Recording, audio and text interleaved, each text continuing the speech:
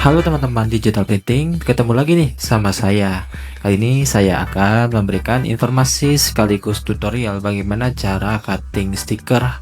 Hasil cuttingnya agak masuk ke dalam dan presisi.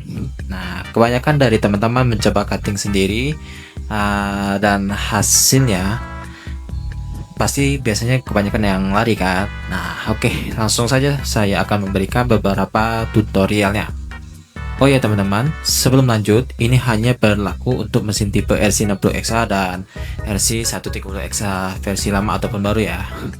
Oke, untuk tutorial yang pertama, kita buat dulu ukuran medianya ya. Di sini saya menggunakan A3 plus. Bebas kalian mau A3 plus atau kurang besar juga bisa, karena ini akan sama ya. Nah, lalu kalian klik dua kali pada kotak rectangle, maka akan muncul kotak mengikuti ukuran media yang kalian buat tadi. Lalu kita klik kotaknya, dan kita kurangi tinggi dan lebarnya. Di sini saya biasanya mengurangi masing-masing untuk lebarnya 4 cm dan untuk tingginya ini bisa menyesuaikan ya. Di sini saya pakai 4 cm juga.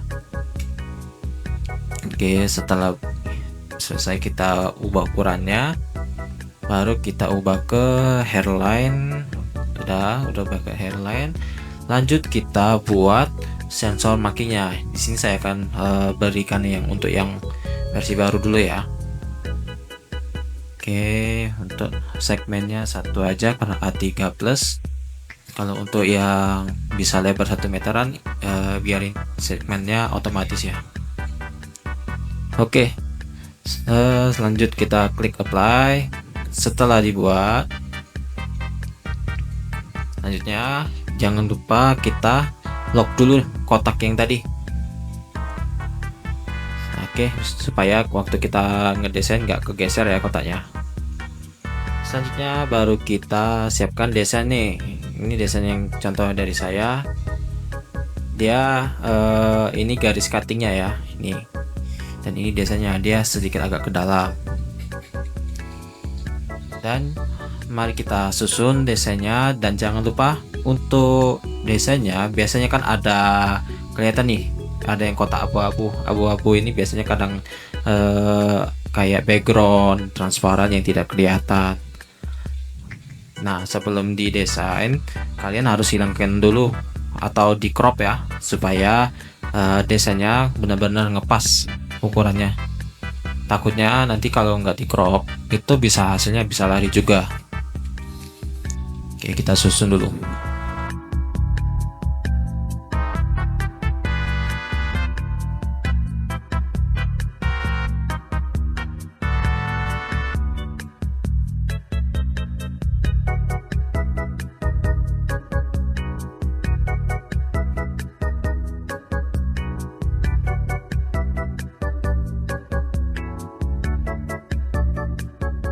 Nah, ini sudah didesain.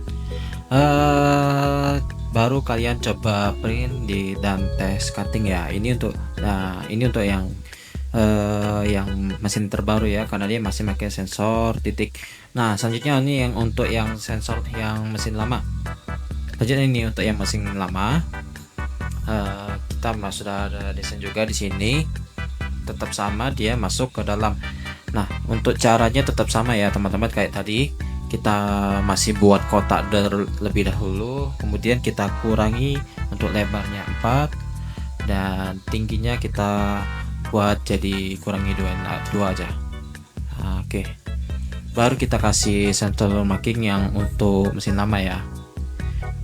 Barcode-nya matiin, untuk segmennya tetap 1.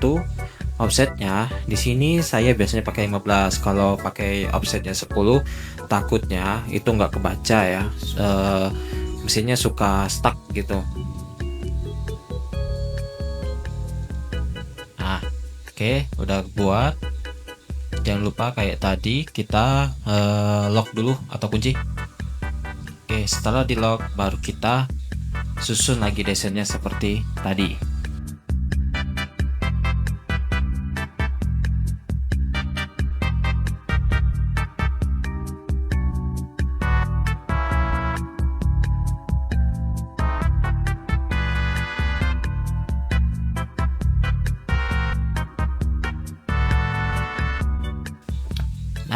ini desainnya sudah kita susun, baru kita tes cutting ya. Dan jangan lupa sebelum cutting untuk yang kotak tadi ya, bagian sini mana nih, kok bisa, nah ini dia masih di lock kan, kita unlock dulu supaya bisa diselet. Oke, kalau udah baru kita Ctrl A, baru jalan cutting nih. Oke, selanjutnya nih, ini untuk yang cara yang pertama ya. Nah teman-teman, pasti kalian bertanya, gimana bang, gimana kalau udah terlanjur print banyak nih kayak gini nih, kita udah terlanjur print ada 1000 misalnya gitu. Tenang aja, ini nanti saya berikan contohnya. Oke, selanjutnya kita coba dulu ya. Pada menu sebelah kanan itu ada tulisan objek ya. Oke, kalian klik dulu desainnya. Oke, yang ini nih, di sini ada tulisan box layer. Nah di sini ada tulisan ada mata, kalian klik nih, maka muncul nih garis kotak nih, garis kotak dia. Kita buat kotak di bagian sini nih, sudut kiri atas. Gimana caranya? Kita klik dulu rectangle atau kotak, arahkan kursornya di node antara persimpangan ya. Tarik ke dalam kecil aja. Oke, kalau udah, lakukan hal yang sama di sudut kanan bawah juga. Kita cari node dulu. Oke, sorry, node. Oke, ini node kecil aja. Oke, udah. Aduh, hilang. Kita klik node dulu. Sip, udah. Kalau udah buat, matikan lagi box layernya nih sebelah kanan. Udah, baru kalian tes cutting. Saya jamin pasti bisa nih.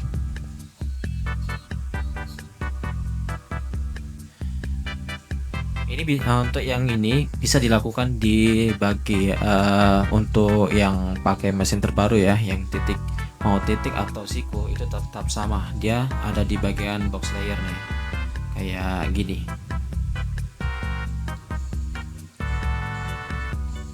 Nih, dia tetap ada box layernya. Oke, teman-teman mungkin bertanya, kenapa harus dikasih kotak atau kayak gitu, kotak kecil biar hasil cutting yang ke dalam itu bisa terbaca. Jadi teman-teman, untuk file untuk plugin Rhino ini itu dia hanya bisa membaca vektor nih. Nih saya kasih contoh gambaran ya. Saya sudah siapin file vektor dan file bitmap. Dan ketika saya mau nge-cutting gini, teman-teman perhatikan pada sikunya ya, siku markingnya ini dia agak jauh kan. Nah ketika kita klik outline nih, dia otomatis mendekat. Saya jamin pasti si hasil cuttingnya nanti juga bakal berlari. Dan teman-teman lihat pada file bitmap nih, dia hilang. Itu makanya saya bilang tadi, kalau bisa ada background transparan, di crop dulu hingga pas ke desain yang mau di cutting. Nah untuk biar nggak lari dan sikunya nggak deket kayak tadi nih, yang seperti ini tadi, teman-teman tinggal tambahin kayak metode yang kita tadi. Ini perbedaannya kalau kita pakai metode kunci kotak nih.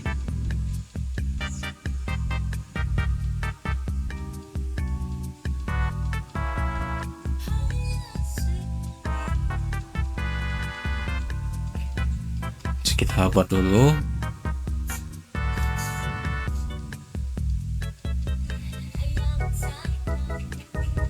Oke, baru kita matikan dulu box layernya.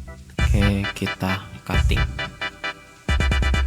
Nih, sikunya menjauh sesuai dengan ukuran A3 tadi nih. Itu fungsinya. Jadi dia akan fungsi kotak tadi itu untuk mengunci si sensornya tadi agar di posisi yang tepat. Nah, itu kebanyakan di percetakan kadang mereka membuat seperti ini pasti hasilnya lari gak pas gitu, karena biasanya yang di training kan oleh teknisi pasti cuma apa namanya, file yang pas itu, atau maksudnya tuh line cuttingnya itu hanya pas di desainnya, bukan yang masuk agak ke dalam. Itu cara saya biasanya untuk mengakali bagaimana kalau cutting ke dalam tetap presisi. Oke, sekian dari video dari saya. Jika ada pertanyaan kirim di komentar ya, dan jangan lupa subscribe juga ya. Thank you.